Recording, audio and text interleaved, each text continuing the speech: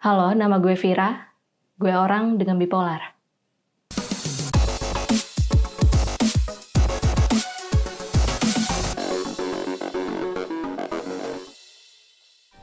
Halo guys, welcome to my channel. Akhirnya gue memutuskan untuk memposting sesuatu di YouTube channel gue.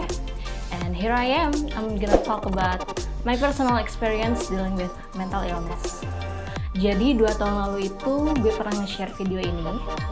Ceritanya waktu itu psikiater gue meminta gue secara eksklusif untuk membuat sebuah video tentang bipolar awareness dalam rangka memperingati World Bipolar Day. Cuma bedanya pada saat itu memang video itu ditujukan untuk mengikuti lomba. Dan kali ini gue ingin bikin versi lengkap dari video tersebut. Karena setiap orang kan punya pengalaman yang berbeda-beda ya. Dan ini adalah pengalaman versi gue.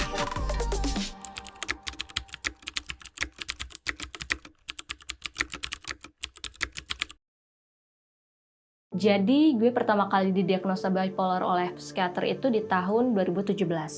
Awalnya gue sempat denial dulu tuh. Selama kurang lebih 2-3 tahun lah gue denial.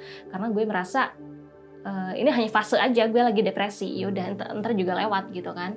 Dan gue merasa juga setelah berobat, yaudah nih gue udah mendingan, gue udah nggak butuh obat lagi. Akhirnya gue berhenti berobat dan disitulah gue denial terus sampai lama kelamaan gue merasakan, gue menemukan momentum-momentum yang akhirnya gue kenali ini sebagai sebuah pattern yang menurut gue ini tuh gak normal gitu.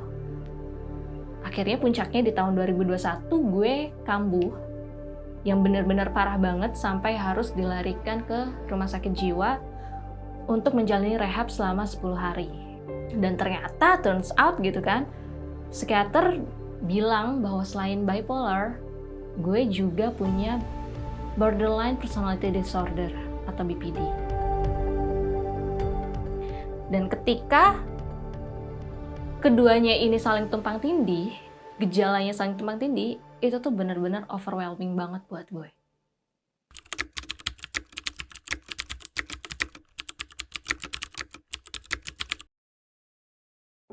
Ketika gue lagi manik, biasanya gue itu nggak nyadar, gue nggak aware, karena terasanya itu kayak gue baik-baik aja, like everything is going well gitu. Tapi sebenarnya enggak.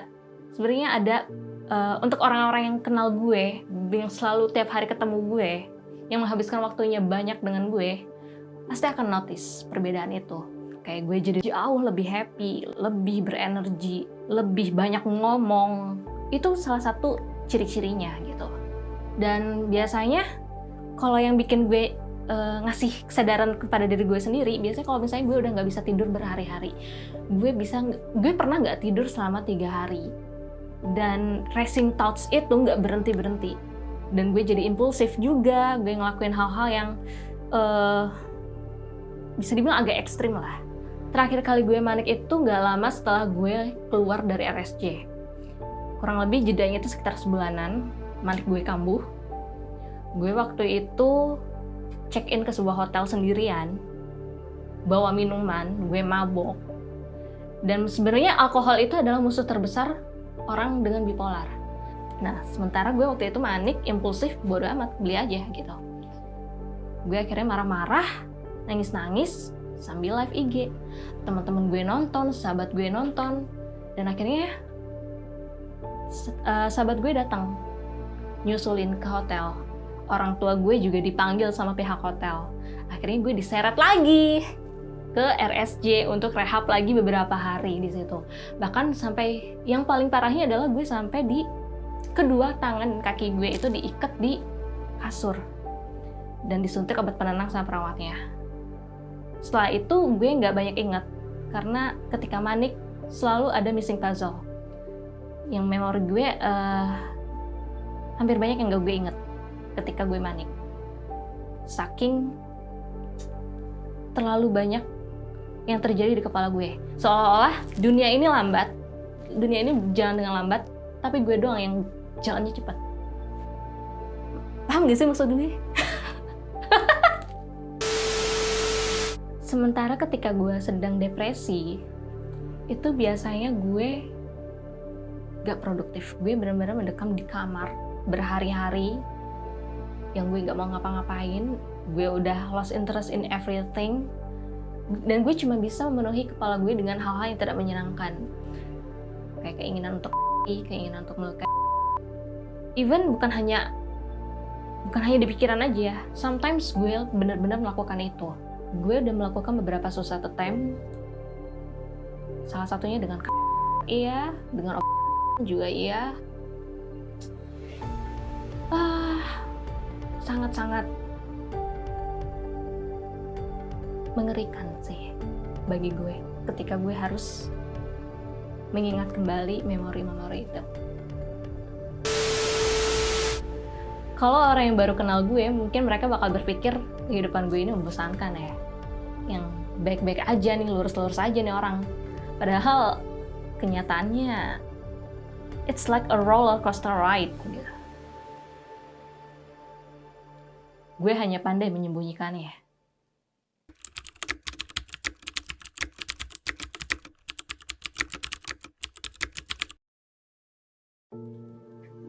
Gue sendiri kurang yakin dengan apa penyebabnya ya, karena psikiater gue nggak pernah ngasih tahu secara langsung apa penyebab dari bipolar gue. Tapi gue rasa mungkin salah satu penyebabnya adalah trauma masa kecil. Sejak kecil gue itu tidak pernah diajarkan untuk mengutarakan emosi yang sedang gue rasakan. Seperti ketika gue lagi marah, lagi sedih, lagi bingung, itu gue nggak tahu gimana cara ngomongnya ke mereka. Padahal seharusnya itu bisa gue utarakan dengan mudah. Untuk apa? Untuk bisa mendapatkan bantuan atau solusi dari mereka gitu, orang-orang terdekat gue yang harusnya menjadi support system gue. Dan mungkin juga karena kurangnya perhatian, lack of communication, gue merasa ada gap tersendiri dengan orang tua gue. Dan itu terus berlangsung, menumpuk sampai gue dewasa, dan mungkin itu juga penyebabnya kenapa ini bisa menjadi sebuah penyakit. Cuman nih mungkin yang membedakan antara bipolar dengan BPD adalah bipolar ini bisa muncul dengan atau tanpa trigger. Sementara BPD biasanya triggernya adalah relationship. Relationship di sini bisa dengan teman, bisa dengan orang tua, keluarga, dan dengan kekasih juga, dengan pacar juga.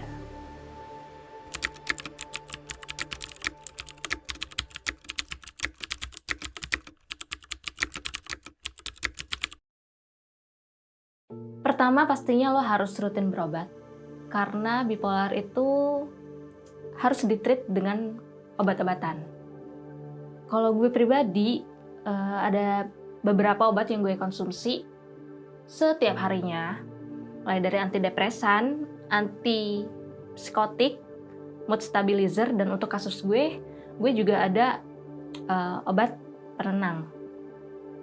Nah, cuman ini nih, nakalnya gue, jeleknya gue ini suka on off medication. Jadi lepas pakai. Biasanya gue pakai lagi obat itu ketika gue lagi kumat dan parah banget, entah itu depresinya, entah itu maniknya, baru gue pergi berobat. Dan ketika gue udah merasa udah baik-baik aja nih, gue udah oke lagi nih, gue tiba-tiba off meds. Itu sebenarnya sangat-sangat tidak dianjurkan, sangat-sangat tidak direkomendasikan. Itu jeleknya gue. Terus yang kedua adalah self-awareness. Jadi semakin tinggi tingkat kesadaran diri lo, semakin lo aware dengan gejala-gejala yang muncul, itu lo akan semakin lebih mudah untuk mengontrol symptoms yang muncul. Makanya mindfulness itu penting, meditasi itu penting, journaling itu penting untuk nge-tracking mood yang lo rasakan pada hari itu, feeling yang lo rasakan pada saat itu. Itu penting banget. Ketiga adalah acceptance. Untuk orang-orang yang punya kondisi mental seperti gue, merasakan sebuah lonjakan emosi yang ekstrim itu menjadi tantangan tersendiri. Seringkali gue nggak mau menerima, bahkan mengabaikan perasaan gue sendiri. Misalnya ketika gue lagi marah, gue lagi sedih, gue lagi kecewa, gue sedang patah hati, itu gue deny semuanya, gue abaikan perasaan itu, seolah-olah gue baik-baik aja, seolah-olah nggak terjadi apa-apa. Padahal nggak. Kebiasaan seperti itu akan menjadi hal yang tidak sehat. Padahal it's okay not to be okay. Gak apa-apa kok. Sesekali terkadang kita merasakan bahwa diri kita nggak baik-baik aja. Lalu pada akhirnya perlahan-lahan gue belajar bahwa ketika gue sedang merasakan suatu emosi, meskipun itu mengganggu gue, hal pertama yang harus gue lakukan adalah penerimaan atau acceptance. Terima bahwa diri gue ini sedang kesakitan. Terima bahwa jiwa gue ini sedang kelelahan. Dan terima bahwa gue memiliki suatu kondisi di mana mood, emosi, dan mental gue bisa sewaktu-waktu menjadi sangat tidak stabil. So of course, things will seem so hard to get through. Bagi orang lain mungkin penderitaan gue ini bukan apa-apa. Bisa aja itu hal yang remeh bagi mereka. Tapi buat orang seperti gue yang menjalaninya, yang namanya lagi merasa menderita, ya menderita aja. Our feelings are valid. It is something major yang sangat mempengaruhi segala aspek dalam kehidupan gue.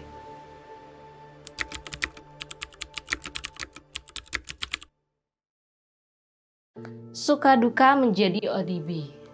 Kalau ditanya apa sukanya, kayaknya agak ekstrim ya, karena siapa gitu yang suka punya mental illness, nggak ada gitu kan. Tapi gue pribadi merasakan sisi positif lah, atau manfaat yang gue rasakan sebagai penderita bipolar, terutama ketika gue sedang manik. Ini paling kerasa. Misalnya ketika waktu gue masih aktif menulis, kondisi manik gue membantu gue, mempermudah gue dalam bekerja. Ide terus-terusan bermunculan.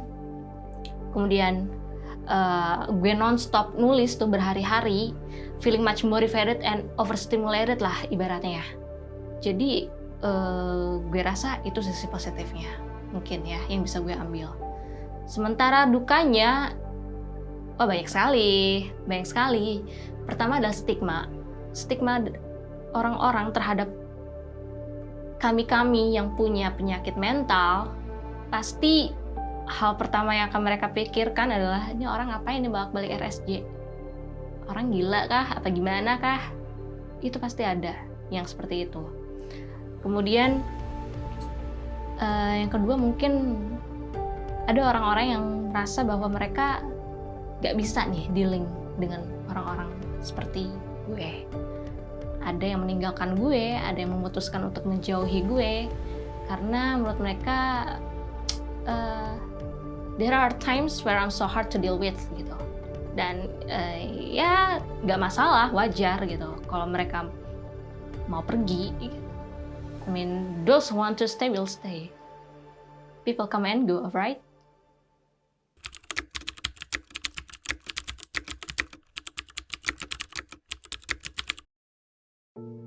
Pesan gue untuk teman-teman ODB lainnya, satu, please take care of yourself dan terus lanjut berobat.